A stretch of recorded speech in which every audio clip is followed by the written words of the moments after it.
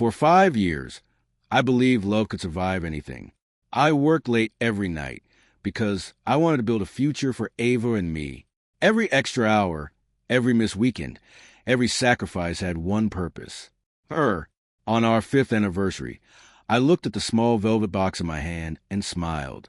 Tonight, I whispered, I'm finally going to ask her to marry me. The ring had almost emptied my savings, but I didn't care. She was worth everything. I walked toward the restaurant with flowers in one hand and the ring in my pocket. My heart was racing. Then my phone buzzed. It was a message from Ava. Asterisk, I'm running a little late. Just wait for me. Asterisk. I smiled. She's trying to surprise me, too, I said to myself. As I reached the restaurant, I noticed a familiar car parked outside. Ethan's car. I frowned. What is he doing here? Ethan was my best friend. We had known each other since college. Without thinking much about it, I stepped inside. Then I heard laughter. I stopped. That laugh, it was Ava's. I slowly looked toward the corner booth. There they were. Ava sat beside Ethan instead of across from him.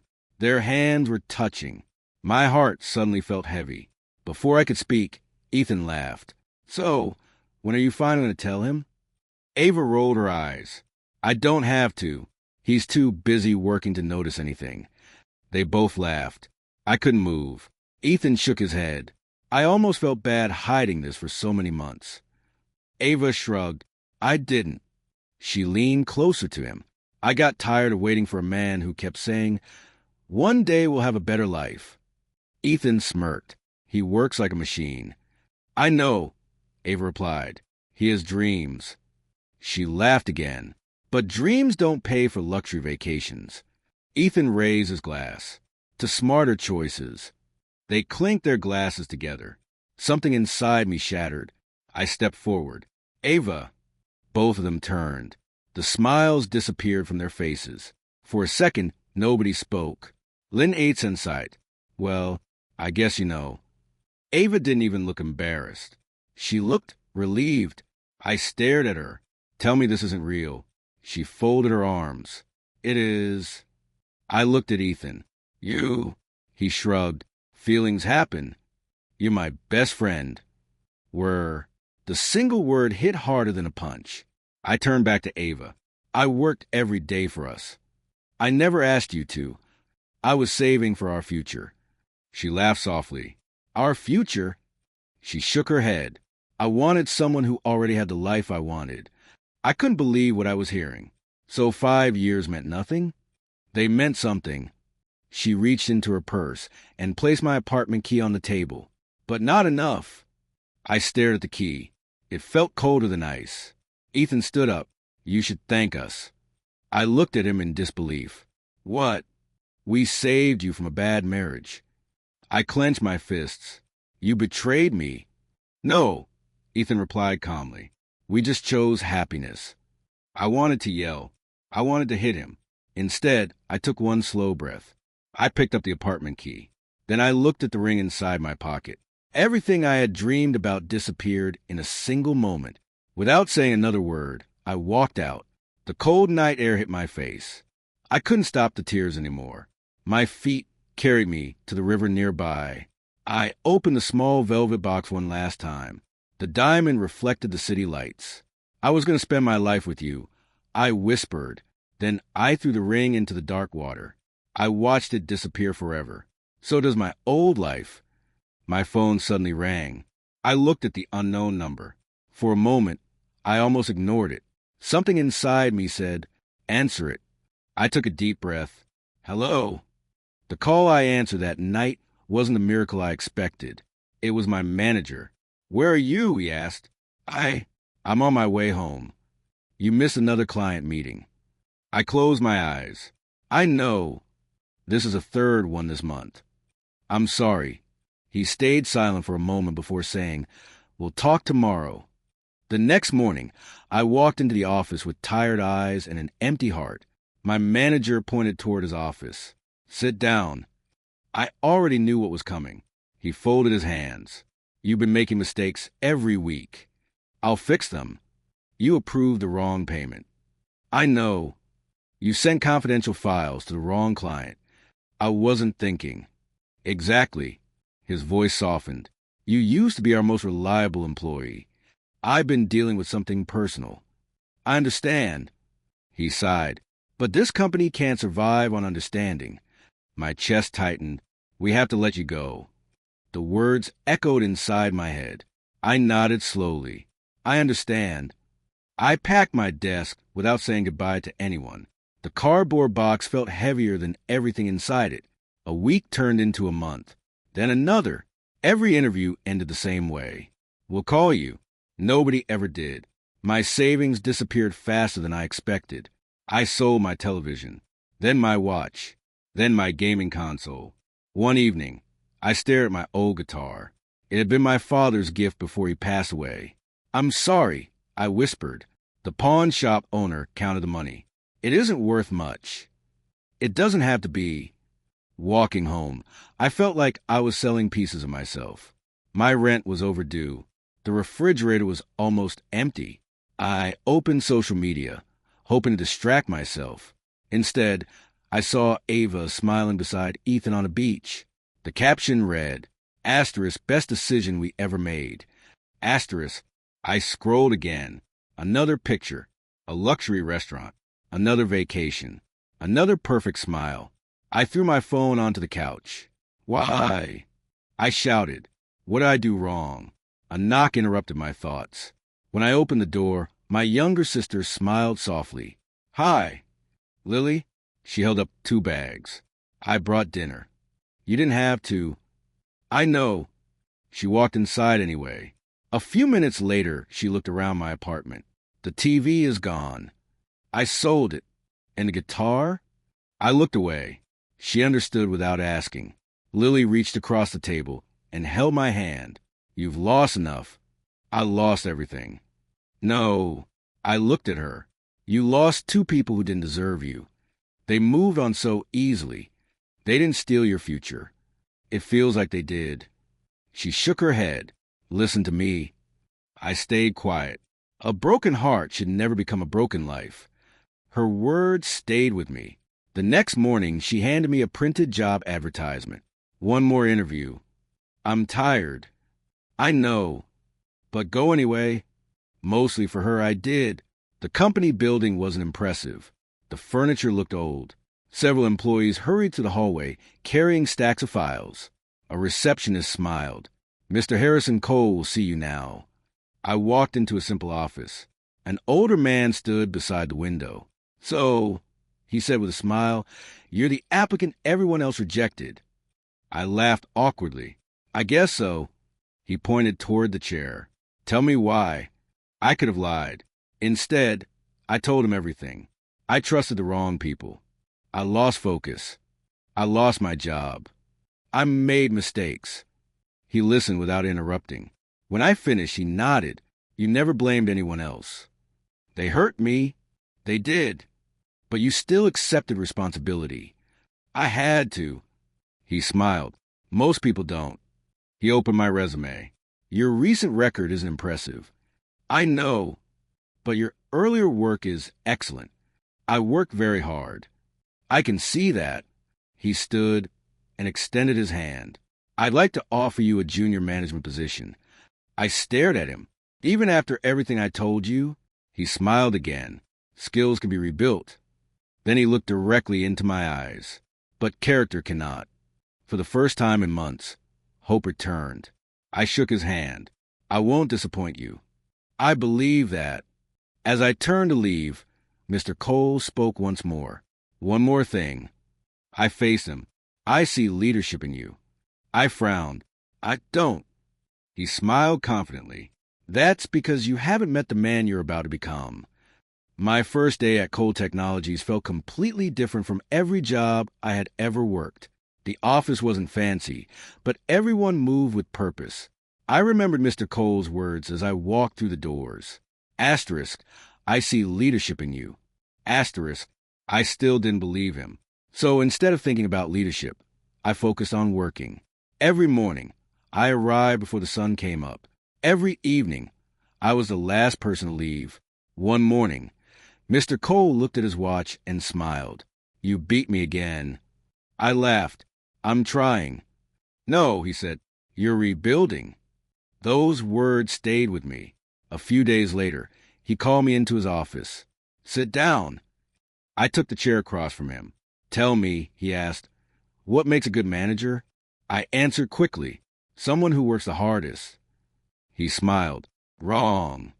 I frowned. A leader doesn't create followers. He leaned forward. A leader creates more leaders. I nodded slowly. I never thought about it that way. I know.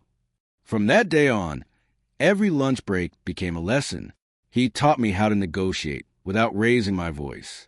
He taught me how to solve problems before they became disasters.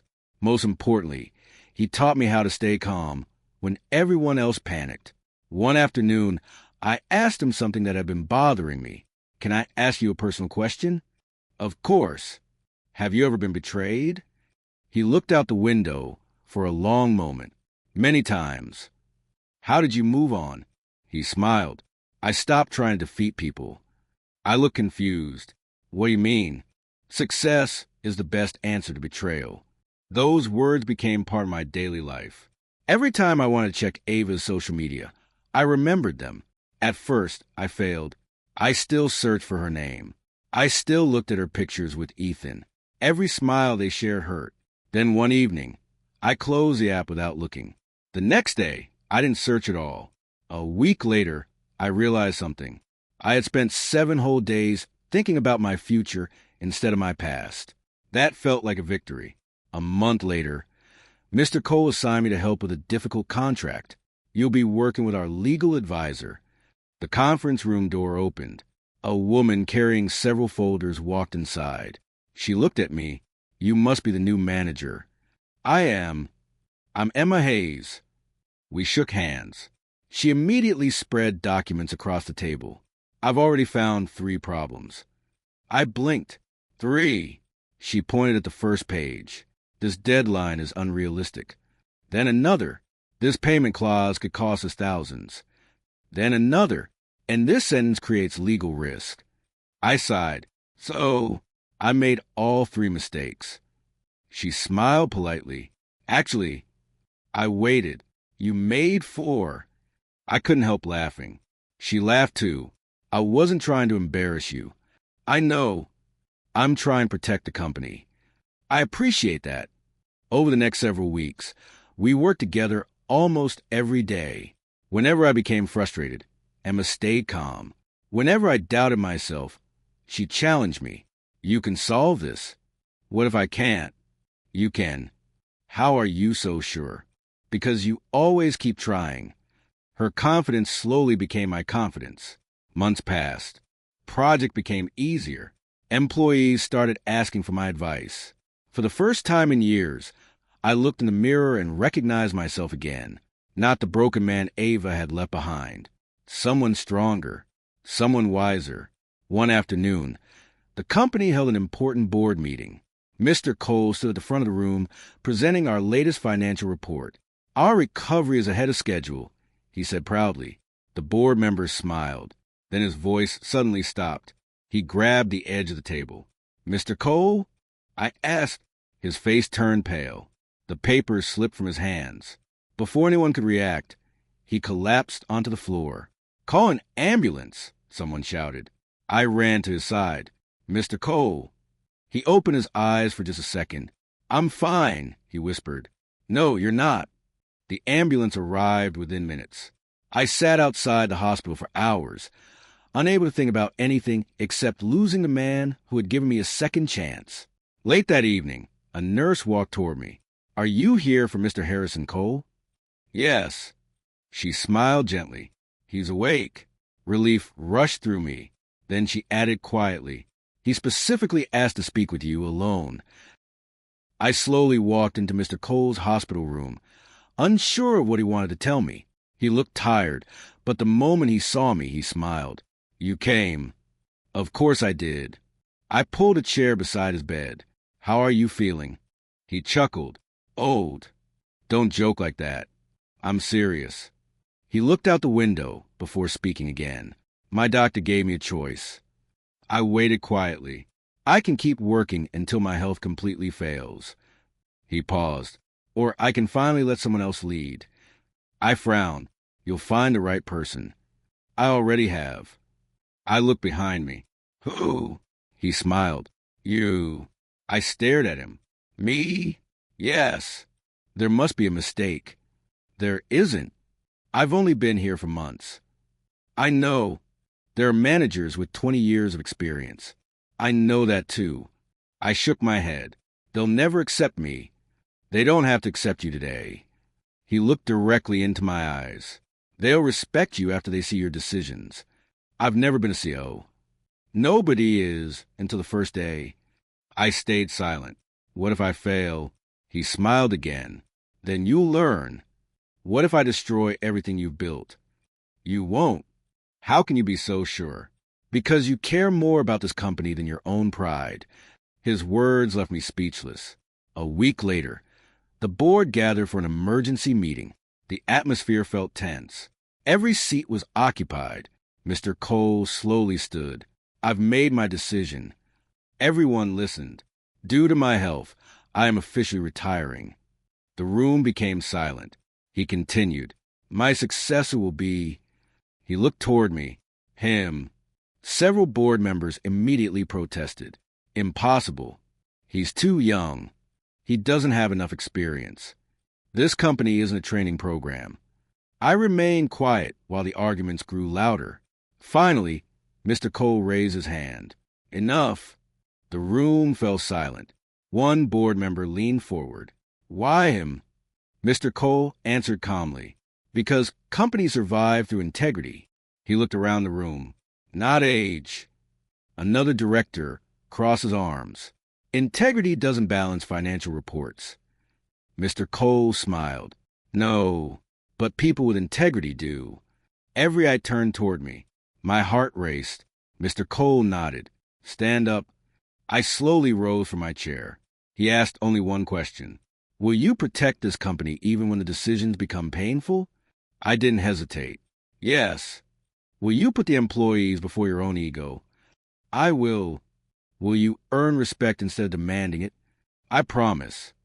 He smiled proudly. Then my decision stands. Although many faces still showed doubt, nobody spoke again. The following Monday became my first official day as CEO. Walking into my new office felt unreal. The chair behind a large desk didn't make me feel powerful. It made me feel responsible. Every document waiting for my signature represented someone's future. Every decision carried consequences. During my first meeting, the finance team presented troubling numbers. Our expenses continue increasing. I studied every page carefully. We're paying too much for unnecessary consulting contracts. One executive looked surprised. You noticed that already? I did. We've ignored those contracts for years. Not anymore. I canceled several wasteful agreements. Then I reorganized departments that had been doing the same work twice. Some employees worried about the changes. I met them personally. I'm not here to make your lives harder. One employee asked nervously, then why change everything? Because I want this company to survive. Little by little, the numbers improved. Profits slowly increased. Employee morale improved because people finally understood why decisions were being made instead of simply receiving orders. One afternoon, someone knocked on my office door. Come in. A professional-looking woman entered carrying several folders. Good afternoon. Good afternoon. I'm Victoria Lane. She offered her hand. I'm the Human Resources Director. We shook hands. What can I do for you, Victoria?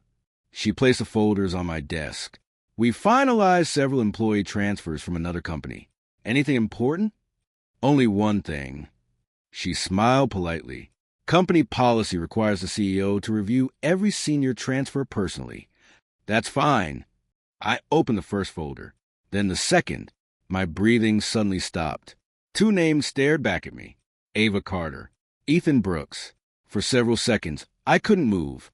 Victoria noticed my expression. Is something wrong? I slowly closed the files. No. My voice sounded strangely calm. Just an unexpected surprise. She nodded. They'll report here next Monday. After she left, I opened the files again. There was no mistake. The two people who had destroyed my life were now joining my company. I leaned back in my chair and stared at the ceiling. Life had given me something I never expected. Not revenge, not another chance. Something far more powerful. I looked at the approval documents lying on my desk. Then I noticed one final page. At the bottom were two empty signature lines. One approved their employment. The other approved their salary. Both required only one signature. Mine. Monday morning arrived faster than I expected. I stood beside the window in my office, looking down at the employees entering the building. My heartbeat was steady, but my mind was full of memories. 5 years ago, I had walked away from the two people who destroyed my future. Today, they were walking into my company. A soft knock interrupted my thoughts. "Come in." Victoria stepped inside. "They're here." I nodded. "Send them in." A few moments later, the door opened again. Ethan walked in first, wearing an expensive suit and the same confident smile I remembered. Ava followed behind him, carrying a folder against her chest. Neither of them looked at me. Ethan spoke first. "Good morning. We're here for orientation." I smiled politely. "Please have a seat." They sat down without recognizing me. I picked up their files and pretended to read them. "So, Ethan Brooks." "That's me." "And Ava Carter." "Yes." I slowly closed the folders and looked directly at them. "Welcome to Cole Technologies." The moment our eyes met, everything changed. Ethan's smile disappeared. Ava's face turned completely pale. "You..." Ethan whispered. I nodded. "Yes." For several long seconds, nobody spoke. Finally, Ava broke the silence. I didn't know." "I can see that." Ethan forced an awkward laugh. "Wow. Small world." "It certainly is." He leaned forward. "It's been a long time." "It has. I guess we should catch up sometime." I looked at him without smiling. "We're already catching up." His face immediately tightened. Ava lowered her eyes. "I'm sorry." I remained silent. She took a deep breath. "I should have apologized years ago." "You should have." "I hurt you." "Yes." "I regret it." I nodded once. "I appreciate your honesty." She looked hopeful for a moment. Then I continued. "But this office isn't a place for personal conversations." The hope disappeared from her face. Ethan quickly interrupted. "So there's no hard feelings?" I answered calmly. "There are company policies." He blinked. "What?" "I don't reward people because I know them." I folded my hands. "And I don't punish them because of the past."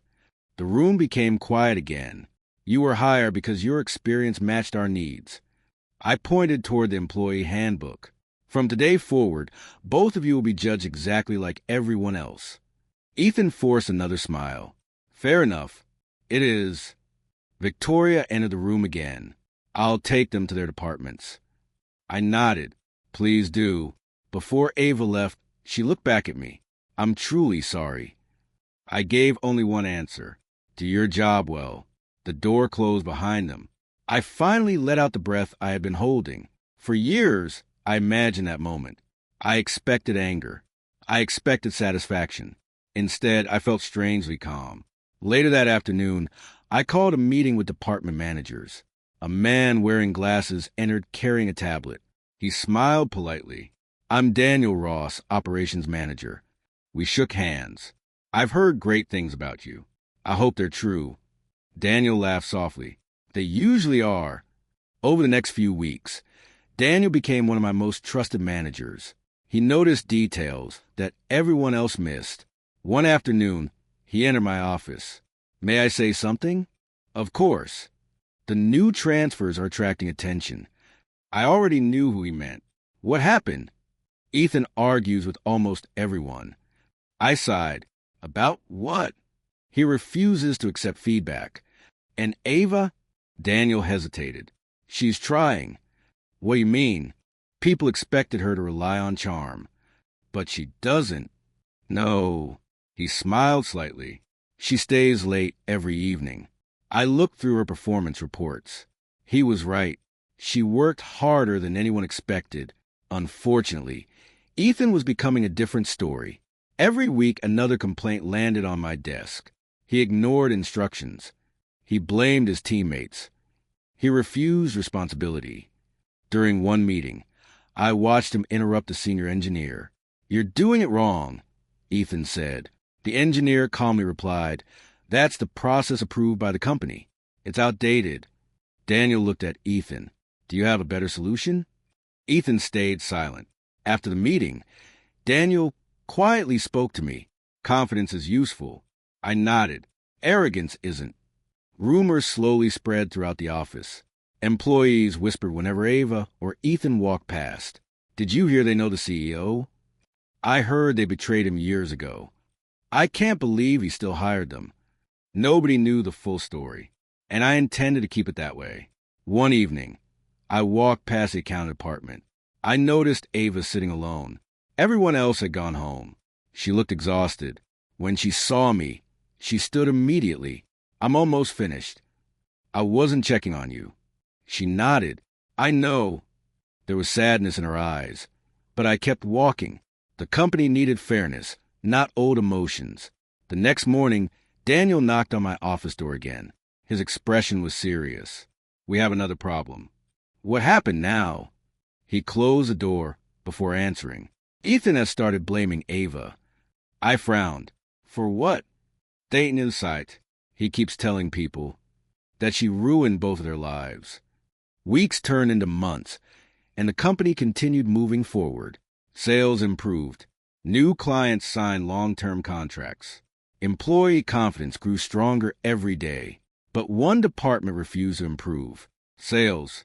Every monthly report showed Ethan barely meeting his targets, yet something about the numbers didn't feel right. One afternoon, Daniel walked into my office carrying several files. "I think you should look at these." I opened the folders. "What's wrong?" "The sales reports." I compared two versions of the same report. The numbers didn't match. "Who approved these?" "Ethan submitted the originals." "And these?" Daniel pointed at another page. "Our finance department corrected them after checking customer payments." I leaned back in my chair. "So someone changed the reports." Daniel nodded. "I believe so." I looked at the documents one more time. "Don't accuse anyone yet. What do you want to do?" I pressed the intercom. "Victoria, please ask internal audit to begin a full review." "Right away." The next morning, a tall man entered my office carrying a laptop. "Good morning. You must be Michael Grant." He smiled. "I lead internal audit." We shook hands. "I've reviewed the preliminary documents." "What do you think?" "I think the numbers deserve a closer look." "How long will you need?" "A few days." "You have whatever resources you need." He nodded. "I'll find the truth." 3 days later, Michael returned. His face told me everything before he spoke. "We found evidence." I remained calm. "Explain." He placed several printed reports on my desk. Sales figures were manually changed. "By whom?" He pointed to a digital authorization log. The changes were made using Ethan Brooks's employee account. I closed my eyes for a moment. "So it's confirmed?" "Yes." That afternoon, Ethan and Ava were called into the conference room. Michael placed the reports on the table. Ethan looked at them and laughed nervously. "What's all this?" Michael answered, "Evidence." Ethan shrugged. "I don't know anything about it." Michael opened his laptop. The system records every edit. Ethan's smile slowly disappeared. He pointed at me. "This is ridiculous." I stayed silent. He raised his voice. "You wanted revenge since the day I joined this company." "No, you've been waiting for this." "I've been waiting for the truth." He slammed his hand on the table. "You set me up." Michael calmly interrupted. "The audit was conducted independently." Ethan ignored him. "This entire investigation is fake." I slid another document across the table. "Every financial decision I've made as CEO has been reviewed by independent auditors." He stared at the page. "You approve this audit?" "Yes." "But I never touched the evidence." Michael nodded. "My department reports directly to the board." Daniel added quietly, "No one can alter our findings." For the first time, Ethan had no answer. I turned toward Ava. "Did you know anything?" She looked down at the table. Several seconds passed. Finally, she whispered, "Yes." The room became silent. Michael looked at her. "What did you know?" I knew something wasn't right. "Why didn't you report it?" Tears filled her eyes. "I was afraid." "Afraid of what?" "Losing my job." She covered her face. I kept telling myself I didn't know enough. I nodded slowly. "But you suspected." "Yes." "And you stayed silent." She quietly answered, "I'm sorry." Ethan suddenly laughed. "Don't listen to her." He looked directly at Ava. "You knew exactly what I was doing." She looked shocked. "No, you encouraged me." "I never did." "You benefited from it too." She stood up. "Stop lying." He pointed at her angrily. "You've always ruined everything." Ava stared at him in disbelief. For the first time, she finally saw the truth. The man she had chosen years ago wasn't loyal. He simply used people until they were no longer useful. Exactly as he had used me. Exactly as he was now trying to use her. Later that afternoon, the board gathered for an emergency meeting. Michael presented every document, every report, every digital record, every signature, every correction. When he finished, one board member looked at Ethan. "Do you have any evidence to defend yourself?" Ethan opened his mouth. Nothing came out. His accusations had collapsed under facts. His confidence disappeared with them. As I watched everything unfold, I realized something unexpected. I hadn't destroyed Ethan. His own choices had. Karma didn't need my help. It simply needed time. The meeting ended without a final decision. Board members left the room to discuss the consequences in private. As I gathered my papers, I heard a quiet voice behind me. "Can we talk?" I turned around. Ava stood alone near the doorway, tears filling her eyes. She looked at me for a long moment before speaking again. "Please, I need one final private conversation before the board decides our future." The board members left the conference room, leaving only Ava and me behind. For a long moment, neither of us spoke. She stood near the window, wiping tears from her face. Finally, she whispered, "Thank you for staying." I folded my hands. "You said you wanted to talk." She nodded. "I do." Her voice trembled. I replayed that night in my mind 1,000 times. I stayed silent. I thought choosing Ethan would make my life easier. She looked down at the floor. "I thought money and comfort would make me happy." She laughed bitterly. I was wrong. The room felt painfully quiet. I traded loyalty for comfort. Tears rolled down her cheeks. And I destroyed the best relationship I ever had. I looked at her, but the pain I expected wasn't there anymore. Only peace. She took one slow step toward me. "I know I don't deserve another chance." She hesitated.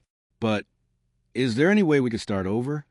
Years ago, those words would have meant everything to me. Now they felt strangely distant. I answered honestly, "I forgave you a long time ago." Hope appeared in her eyes. Then I quietly finished my sentence. "But forgiveness isn't the same as going back." Her shoulders slowly dropped. "You don't love me anymore." I took a deep breath. "I don't." The truth surprised even me. "I'll always remember the person I thought you were." I looked directly into her eyes. "But that person doesn't exist anymore." She closed her eyes and nodded. "I understand." For the first time since we met, there was no argument, no excuses, only acceptance. The following morning, the board held its final disciplinary meeting. Every director received Michael's investigation report. Every piece of evidence pointed to the same conclusion. The chairman looked toward Ethan. "Mr. Brooks." Ethan slowly stood. "You have been found responsible for intentionally manipulating company sales records." Ethan looked at me. "This is because of him." The chairman interrupted immediately. "No." He pointed toward the documents. "This is because of you." Another director continued. "Your actions violated company policy and damaged shareholder trust." The chairman spoke one final time. Effective immediately, He paused. Your employment is terminated. Ethan's face turned pale. You can't do this. We already have. Security quietly entered the room. As Ethan walked toward the exit, he looked back at me. You think you've won. I answered calmly. This was never a competition. Without another word, he disappeared through the door. Silence filled the room. The chairman then turned toward Ava. Miss Carter. She stood slowly. You did not participate in the fraud. She nodded. That's correct. But you knowingly remained silent. She lowered her head. Yes. The chairman continued. You will receive a final written warning, mandatory ethics training, and a 6-month probation period. I understand. If your performance meets company standards, your employment will continue. Thank you. When the meeting ended, several board members stopped beside me. One smiled. You handled this well. Another nodded.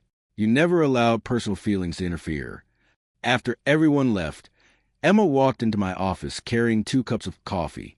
I thought you could use this. I smiled. You're right. She sat across from me. So, I looked at her. How does it feel? I thought for a moment. Different. In what way? I imagined revenge would make me happy. And it didn't. She smiled softly. What made you happy? I looked out the window, knowing I stayed true to myself. Emma nodded. That's because real strength isn't destroying people. I listened carefully. It's walking away without hatred. Those words settled deep inside me. I remembered the broken man standing beside the river years earlier. He wanted revenge. The man sitting here today wanted something completely different. Peace. I smiled for the first time that day. I think you're right. Emma laughed. I usually am. We both laughed together. For the first time in years, my future felt brighter than my past. The company continued growing. Employees trusted one another again. Every difficult decision reminded me why integrity mattered more than power. Months passed, then an entire year. Life became peaceful. One afternoon, my assistant knocked on my office door. Sir, come in. She smiled. Someone is here to see you. Do I know them? I don't think so. What do they want? She handed me a small envelope. There was only one message. I opened it carefully. Inside was a handwritten note. It read, Asterisk, you changed my life when everyone else had given up on me. Asterisk, I frowned. There was no name, only one request. Asterisk, please, give me 5 minutes. Asterisk, 1 year passed faster than I ever imagined. The company looked completely different from the day I first walked through its doors. The hallways were filled with confident employees, new ideas, and genuine smiles. We were no longer surviving. We were growing. One morning, I walked through the office when a young employee stopped me. Mr. CO? I smiled. Yes. Can I ask you something? Of course. How do you stay so calm when everything goes wrong? I laughed softly. You really want to know? He nodded. I've made more mistakes than you can imagine. He looked surprised. But you never panic. I used to. So what changed? I thought about the answer before speaking. Pain. He frowned. I don't understand. I learned that panic never solves problems. What does? I smiled. Honesty, hard work, and never giving up. He thanked me before returning to his desk. He never knew that every lesson I shared had been paid for heartbreak. Later that afternoon, Emma knocked on my office door. You skipped lunch again. I looked up from my paperwork. I was busy. She placed a sandwich on my desk. That's not an excuse. I smiled. Yes, ma'am. She laughed. You still work too much. And you still remind me every day. Someone has to. Over the past year, our friendship had quietly become something deeper. There were no dramatic confessions, no rushed promises, only trust, only respect, only patience. One evening, we left the office together. Emma looked at me and smiled. You know. What? You smile a lot more now. I guess I do. I like this version of you. So do I. For the first time in my life, I wasn't afraid of tomorrow. A few days later, Lily visited the office. She looked around at the busy employees before hugging me tightly. I'm proud of you. I smiled. For what? She stepped back and laughed. Do you remember the night you almost gave up? I'll never forget it. She pointed toward the large windows overlooking the city. You cried beside a river because two people broke your heart. I nodded quietly. Now look at you. I followed her gaze. Hundreds of employees were building careers inside this company. Families depended on those paychecks. Dreams depended on those opportunities. Lily smiled proudly. The man who thought his life was over now inspires hundreds of people every single day. Her words touched me more than she realized. Not long after that, I received a resignation letter. It was from Ava. She asked for no special treatment, no farewell party, no second chance, only the opportunity to leave with dignity. I approved her resignation. Before leaving, she sent one final message. Asterisk, thank you for treating me fairly when I deserve much less. I hope I become a better person someday. Asterisk, I quietly wished her well. Everyone deserves the chance to become better. As for Ethan, his reputation followed him everywhere. Companies refused to trust someone with a history of fraud. His greatest enemy had never been me. It had always been his own choices. One evening, after everyone had gone home, I stood alone in my office. The city lights stretched across the horizon. I remembered the young man who had thrown an engagement ring into a dark river. Back then, I thought I had lost everything. I was wrong. I had only lost people who were never meant to stay. Mr. Cole's words echoed inside my mind. Asterisk, success is the best answer to betrayal. Asterisk, he had been right. Becoming CEO wasn't my greatest victory. Earning a larger office wasn't my greatest victory. Building a successful company wasn't my greatest victory. My greatest victory was refusing to let betrayal turn me into someone filled with bitterness. I refused to abuse my power. I refused to become cruel. I refused to answer betrayal with betrayal. That decision made me richer than money ever could. I smiled as I looked across the city one last time. The richest man in the room isn't the one with the biggest salary. He's the one who can look in the mirror without regret. And for the first time in many years, I finally could.